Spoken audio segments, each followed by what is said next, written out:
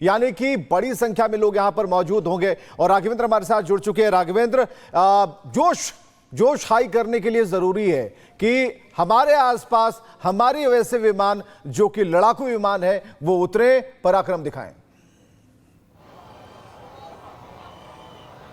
देखिए, आज जो देश का माहौल है उस बीच में अगर कहीं भी अगर हमारी सेना और खास तौर से हमारी जो वायुसेना है अगर कहीं कुछ करतब दिखाती है तो लोग जरूर देखना चाहते हैं और जानना भी चाहते हैं कि हमारे जो आधुनिक लड़ाकू विमान है वह किस तरह का करतब दिखाएंगे। आप देखिए, यहाँ पर भारी संख्या में लोग यहाँ पर मौजूद हैं। यहाँ पर देखिए एक बड़ा सा ये एक कॉरिडोर बना है जहां पर लोग बैठे हुए हैं। लोग भारतीय वायुसेना का करतब देखना चाहते हैं, लड़ाकू विमान का करतब देखना चाहते थे। हालांकि मुख्यमंत्री योगी आदित्यनाथ को आना था लेकिन किसी कारणवश नहीं पहुंच सके और अभी 11:30 बजे से चूंकि प्रोग्राम यहां स्टार्ट होना था लेकिन मौसम कुछ साथ नहीं दे रहा है, तेज हवाएं हैं। इन हवाओं के कारण कुछ कार्यक्रम जो 1-2 घंटे आगे बढ़ गया है, लेकिन भारतीय सेना तैयार है। यहाँ पर मिराज, जगुआर, राफेल, हरकुलिस और मिग तमाम जो है भारत के जो फाइटर प्लेन हैं वो अपना करतब दिखाने के लिए इन्हीं हवाई पट्टियों पे तैयार हैं। ये आप देख सकते हैं 3.5 किलोमीटर की गंगा एक्सप्रेसवे जो मेरठ से लेकर प्रयागराज तक 500 किलोमीटर से ज्यादा का जो एक्सप्रेसवे बनने वाला है, यह भारत का चौथा यह हवाई पट्टी। इसके पहले देखा गया है कि Agra Lucknow expressway, Bundelkhand expressway, Purvanchal expressway, अब गंगा एक्सप्रेसवे जो कि नवंबर-दिसंबर में कंप्लीट होने वाला है। यह देश का सबसे बड़ा एक्सप्रेसवे, उस पर नाइट विजन यानी कि रात में भी भारतीय सेना अपना कौशल दिखा सकती है। यहां से किसी भी परिस्थिति में किसी भी जंग के लिए यहां से तैयारी कर सकती है। इस हवाई पट्टी का पूरी तरह से उपयोग कर सकती है। आप देख सकते हैं कि किस तरह से कितना लंबा चौड़ा यह पूरा कंक्रीट से बना हुआ यह रनवे है। भारतीय वायुसेना इसका पूरा इस्तेमाल करेगी और यह भारत का एकमात्र ऐसा रनवे है जो नाइट में काम करेगा। अभी तक जितने भी बने हैं वहां पर सिर्फ दिन में आप इमरजेंसी लैंडिंग कर सकते हैं, वहां से अपना ऑपरेशन कर सकते हैं। लेकिन यह गंगा एक्सप्रेसवे पे बनने वाला यह पहला देश का ऐसा एक नाइट विजन ये हवाई पट्टी है जिसपे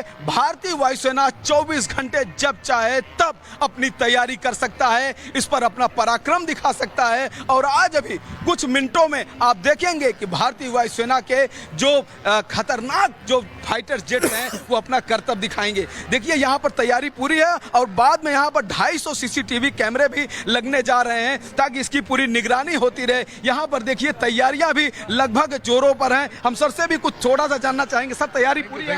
थैंक यू सो मच। देखिए, यहाँ पर आप देख सकते हैं कि लगातार लोगों को यहाँ पर इस हवाई पट्टी से बाहर किया जा रहा है कि आप लोग सुरक्षा के तौर पर बाहर ही रहें, चूंकि जो फाइटर प्लेन हैं वो बहुत ही तेजी से अपनी पूरी ताकत के साथ वो आएंगे स्पीड से और टच डाउन करके या लैंडिंग करके यहाँ से निकलेंगे। तो यहाँ पर पूरी तरह से सुरक्षा को देखते हुए तमाम तरह की जो गाइडलाइंस है उसके लिए लगातार कहा जा रहा है कि किस तरह से इस सफेद लाइन के अंदर ही सबको रहना है। लेकिन आज जो माहौल है उस माहौल के बीच में आज जो वायुसेना अपना करतब दिखाने जा रहा है, जो अपना रिहर्सल करने जा रहा है, जो इस गंगा एक्सप्रेसवे पे पहली बार जो अपना यहाँ पर एक प्रकार से प्रैक्टिस करेगा कि आने वाले चुनौतियों को हम यहाँ से कैसे पार पाएंगे, कैसे निपटेंगे, उसको देखने के लिए लोग आतुर हैं। ठीक है राघवेंद्र, इस जानकारी के लिए आपका अहम शुक्रिया। आप अहम जानकारी दे रहे हैं। आप बने रहिए ग्राउंड पर, अपडेट हमें भेजिएगा। आज जुमा है और पाकिस्तान में दुआ यही मांगी जा रही है कि आसमान से कोई आफत पाकिस्तान पर ना टूटे, क्योंकि यूपी से उठी योगी आदित्यनाथ की हुंकार अब पाकिस्तान को पल पल सता रही है।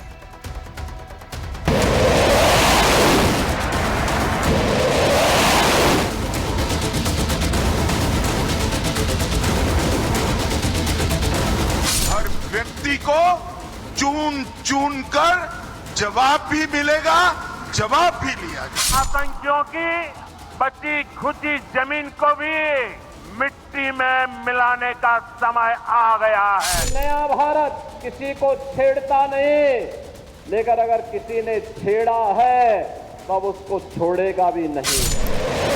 आज का दिन इतिहास में दर्ज होगा।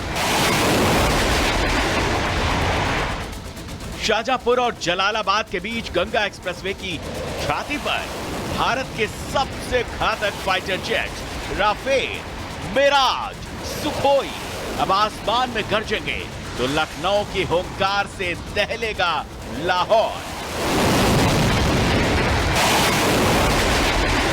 यह सिर्फ उड़ान नहीं थी, ये चेतावनी थी। पाकिस्तान सुन ले कान खोल के।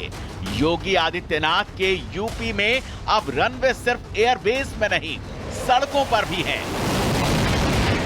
पहले देश ने ये देखा है नजारा जब पूर्वांचल एक्सप्रेसवे पर 2021 में सुखोई और जगुआर की दहाड़ सुनाई दी थी, तो लखनऊ से लाहौर तक कांप उठा था। शहबाज से लेकर मुनीर और असीम मलिक तक के कान के पर्दे और जिस्म के गुर्दे फटे जा रहे हैं। योगी आदित्यनाथ ने पहले एक एक पाकिस्तानी को पाकिस्तान वापस भेजकर लाउड और क्लियर संदेश दे दिया। एक्शन का ये अभी पहला स्टेप है। अभी तो ये केवल अंगड़ाई है। आगे की लड़ाई पाकिस्तान के इतिहास, वर्तमान और भविष्य तीनों पर गाज बनकर बरसने वाली है। अब समझिए रणनीति को। अगर युद्ध के हालात बने और एयरबेस दुश्मन की मिसाइलों से तबाह हो जाएं, तब ये एक्सप्रेसवे बनते हैं इंडियन एयरफोर्स के लिए बैकअप एयरबेस। एक्सप्रेसवे पर 3 किलोमीटर लंबा स्ट्रेच, जेट्स के लिए इमरजेंसी रनवे, कोई एटीसी की जरूरत नहीं। 10 मिनट में टेक ऑफ की तैयारी, मालवाहक विमान भी उतरने में सक्षम। यूपी के एक्सप्रेसवे पर गरजेगा जगुआर। पाकिस्तान देखेगा राफेल की रफ्तार और मिराज का मारक मिजाज। पहलगाम में कायराना हमले के बाद से ही पाकिस्तान पस्त है, दुनिया के नक्शे पर बची कुची सांसें ले रहा है। लेकिन अब आसमान में गरजते वायुवीरों की गर्जना से उसकी सांस फूलने लगी है।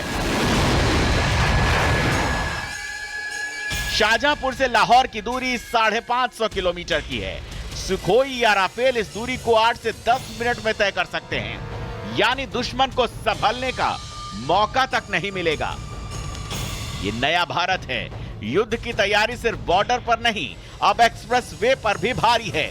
और पाकिस्तान अगली उड़ान चेतावनी नहीं, अटैक की होगी। Bureau report, Republic Bharat. और बड़ी खबर आ रही है आतंकी हाफिज सईद को लेकर, बहुत बड़ी खबर हम आपको बता रहे हैं। और ये खबर है कि पाकिस्तानी सेना के कैंट में छिपा है हाफिज सईद और सेफ हाउस में कड़ी सुरक्षा के अंदर उसे रखा गया है।